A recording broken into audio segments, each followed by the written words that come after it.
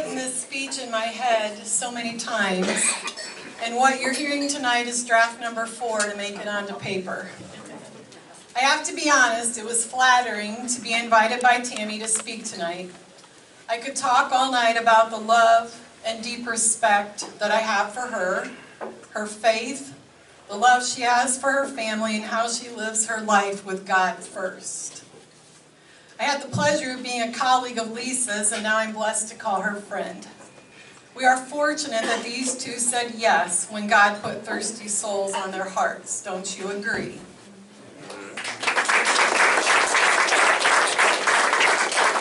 I'm not afraid to talk in front of people. I even know how to do it. I have coached speech and learned from one of the best in the state of Iowa when I assisted Mark Moorhead for 5 years at Galen Catholic, taking kids to All-State every year.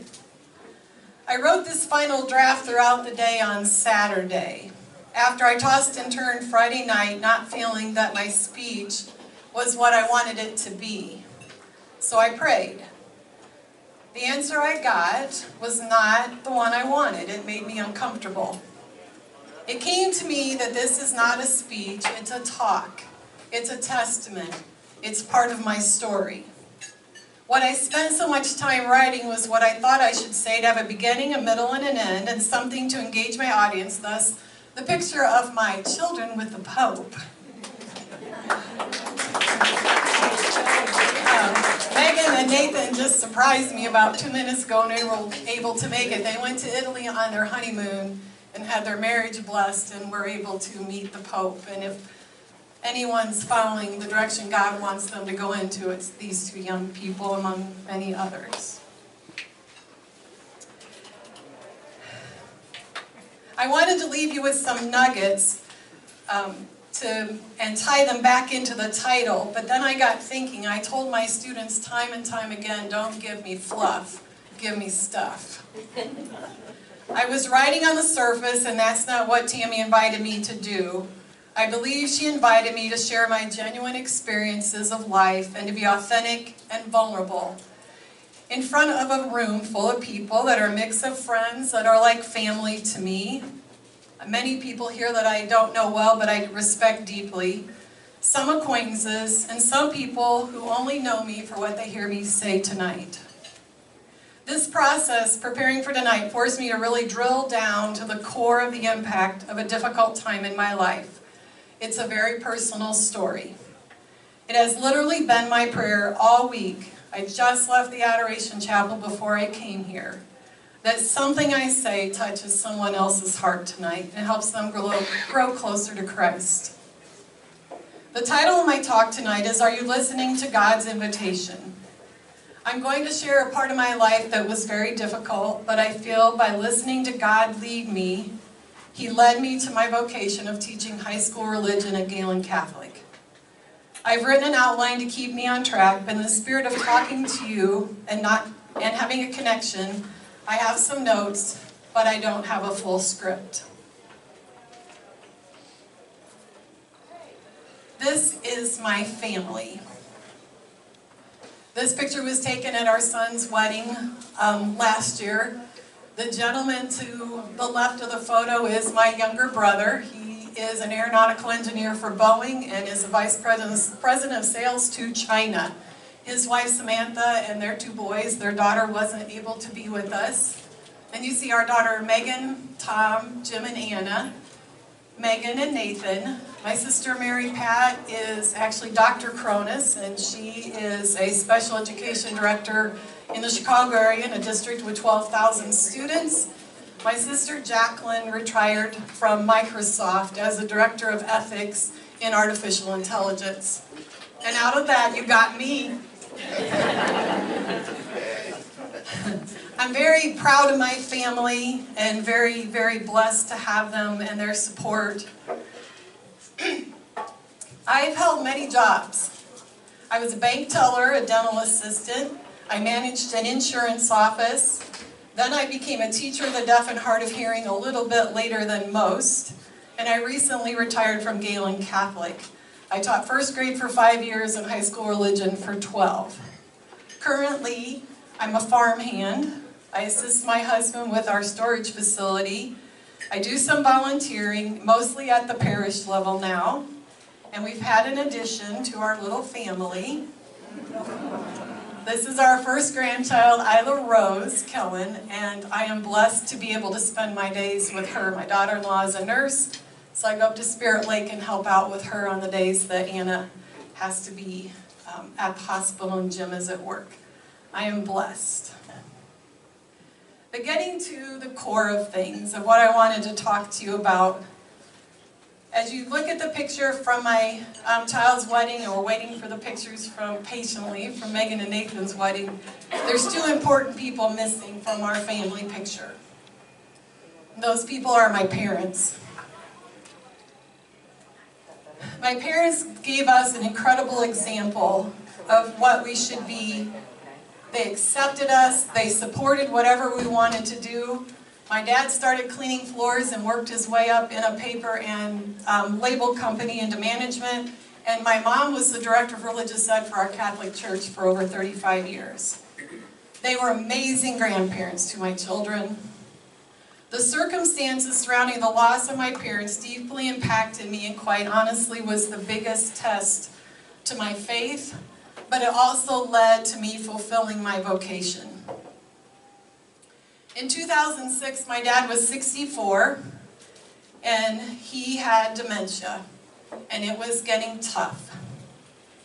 My mom was continuing to work at the church. I was a stay-at-home mom, and so the kids and I would go out to Illinois and try to relieve my mom a little bit and visit them, and my siblings did the same. And then Tom and I and the kids would all go out for a week at Christmas, and Tom would do a lot of duties around the house and help out. Also in 2006, we bought the farm. And Wells decided to downsize that September. I wasn't working except at home. Tom was an engineer for Wells, and they downsized the department. Tom did not panic. I did. I like things in order. I like to know what's next. He did not panic for him or for me. We had to figure some things out. We decided to diversify what we were doing with the farm. I did a little subbing, and we prayed. And Tom didn't panic. He said, we're going to keep doing what we're going to do. Oh, we can't afford Galen, and we can't do this, blah, blah, blah. He said, no, just we're okay. We're okay. So very late August in 2007, a first grade part-time position opened up at Galen. Meredith, our youngest, was in first grade at the time. Tom and I talked, we said some prayers, and I started working on my elementary endorsement. It was quite the change. My background is special education, where I worked with 1 or 2 kids at a time, and now I had a bunch of very energetic six-year-olds, and there's a woman in the room whose grandson turned a backflip in my classroom one day. It was quite the change. That position became full-time in March, so all of a sudden we had health insurance, I had a better paycheck, and Tom was right not to panic. Move on to 2009, and in October, my siblings and I had a powwow. We thought we had everything in order. We talked on the phone to 2 siblings in Seattle, 1 in Chicago, me here in the middle in Iowa, and we were going to talk to Mom and Dad at Christmas, and we were all together and say it was probably time for Dad to be in a full care facility.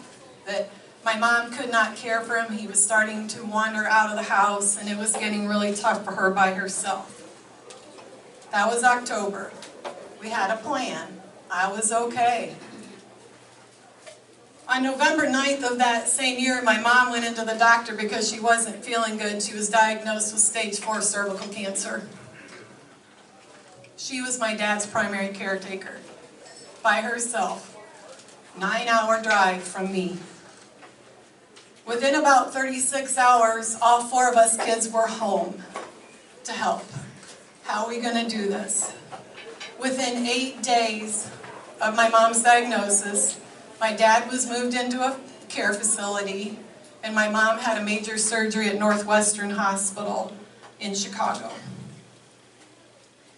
My dad said he would move into the care facility if it would help Judy get better. My mom said she would get the double ports for double chemo, one here and one in her stomach, so she could get back to gym. Those are the people that shaped me. In 2010, we lost my dad to Alzheimer's. My mom was thankfully in remission, and she handled it, and we were all there beside her. In 2011, she was still in remission. My sister got married out in Seattle, and my mom was able to attend. We were able to get the family pictures. That was August. Late September, she was out of remission. And she went through a treatment. I have a sister who lives in a suburb of Chicago, and she cared for my mom, and my mom stayed with her when she was having treatments at Northwestern. The summer of 2012 was really rough for my mom. I decided, with Tom's support, that I could not have done any of this without, to take family leave for the first 6 weeks of the school year. I was teaching first grade, and I was hoping to be more consistent for the kids, and that I would have the flexibility to travel back and forth 9 hours to Illinois to help my mom. Again, I had a plan. I had this under control. It's going to be okay. By Labor Day, things had really changed. My mom's cancer had progressed to her bones. She could no longer walk, and she needed someone with her all the time. She did not want to go in a nursing home. That was made very clear. So again, with late night talks with Tom and his love and support, I took leave for those 6 weeks. The 6 weeks were coming to an end, and my mom was declining, and I had to either go back to teaching or not. Again, Tom supported me. We prayed, and I resigned my position for the rest of the school year. I never told my mom. That would not have made her happy.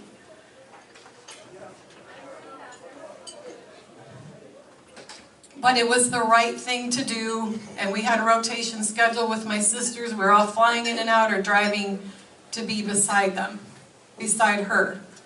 At the same time, out in Seattle, my sister-in-law, Rose, was suffering lung cancer, Tom's older sister.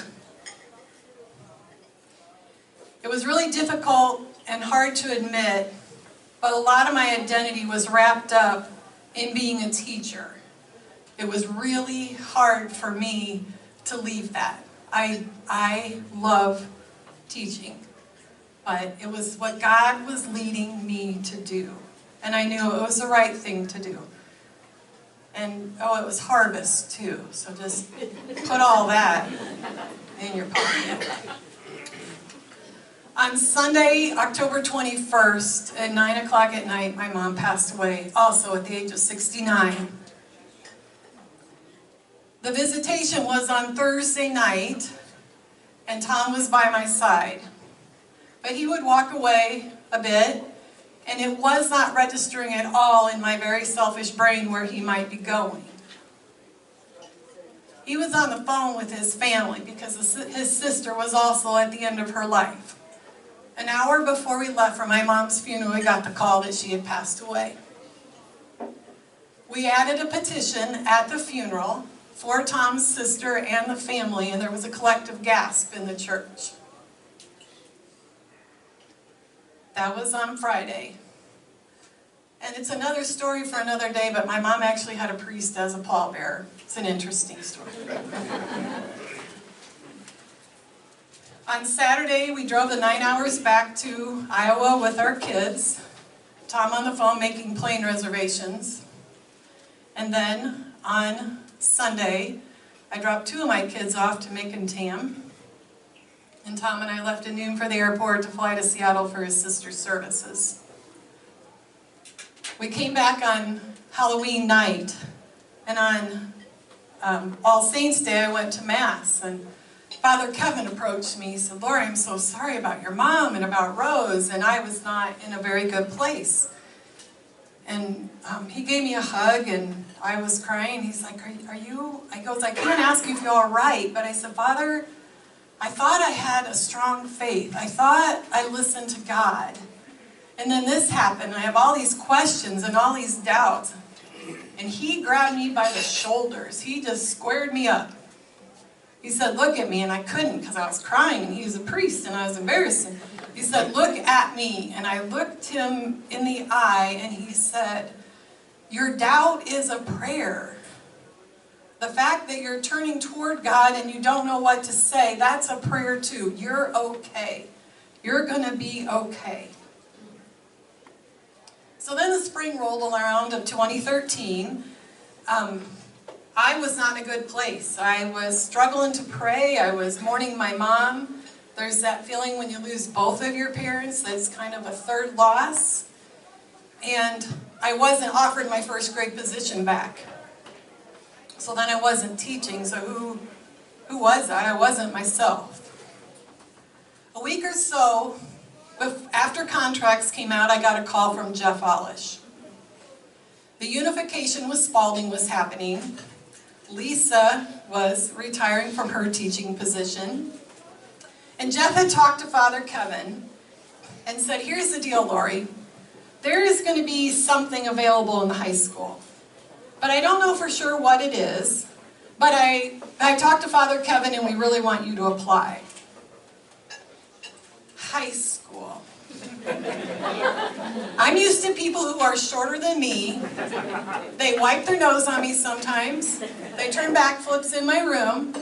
They told me they loved me and sometimes called me mom and went right on with what they were doing. High school.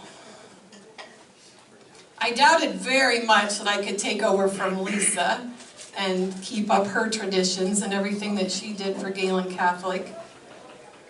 And I just could not wrap my mind around high school. My kids were in elementary. Those were big, ornery kids. So Tom and I talked about it a lot, about the opportunity that was be offered.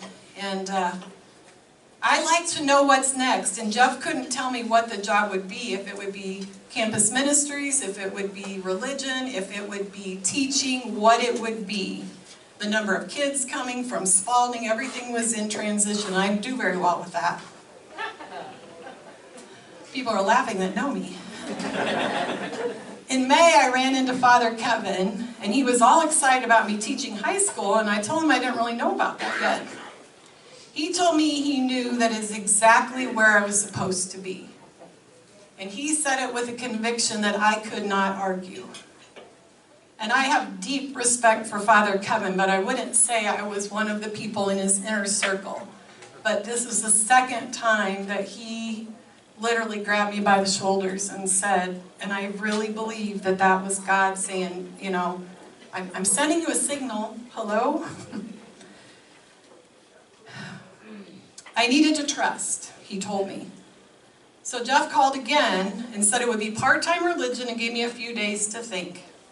So Tom and I talked again, we talked to the kids and decided to trust.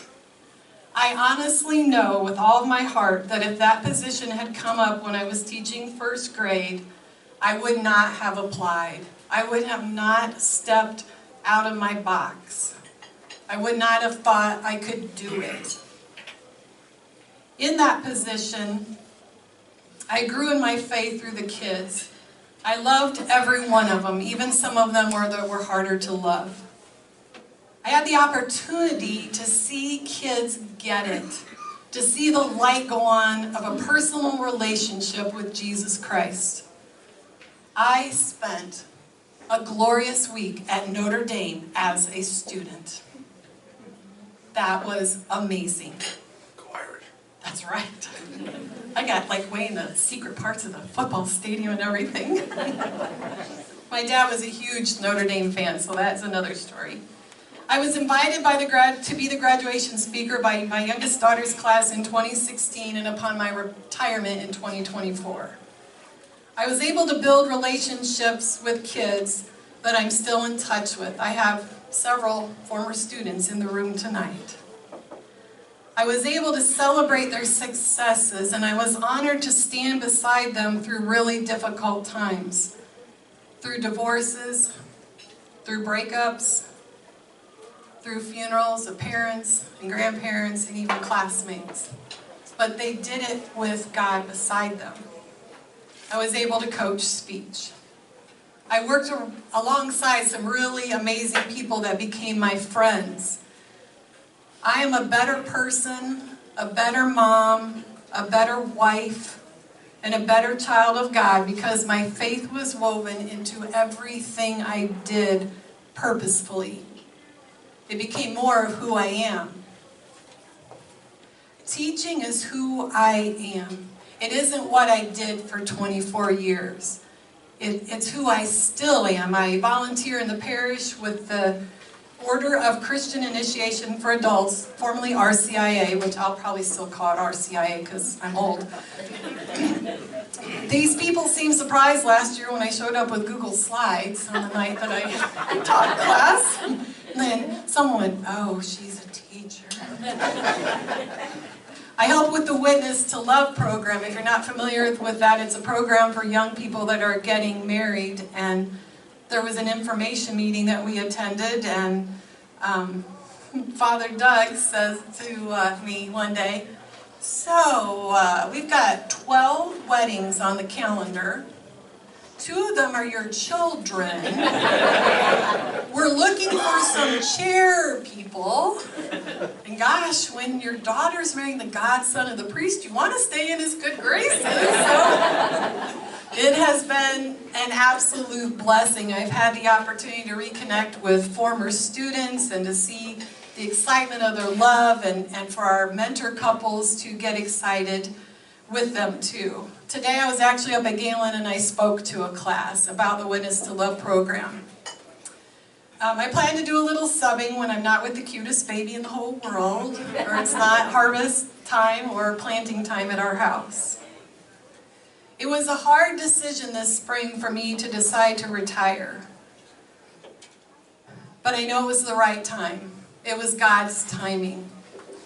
Every one of us in this room can be replaced at our job. Every one of us. We don't like to think that. But we can be. But we cannot be replaced for our children and our parents and our God. I still love teaching. But Tom's dad has some health issues, and Jim and Anna needed our help, and it was just time. Tom had a very serious accident this past spring, and we've definitely looked at life differently, looked at what a gift it is, and still often stop and say, "Thank God you're here for this, and you're in good health." I know I am blessed to have had the lessons I've had and the circumstances that were put in my path to enable me to honor God's plan for my life. I plan to keep listening, and I pray that you will be able to listen and have the faith to make the change or take the chance to live the life that God has planned for each of you. Thank you for your polite attention.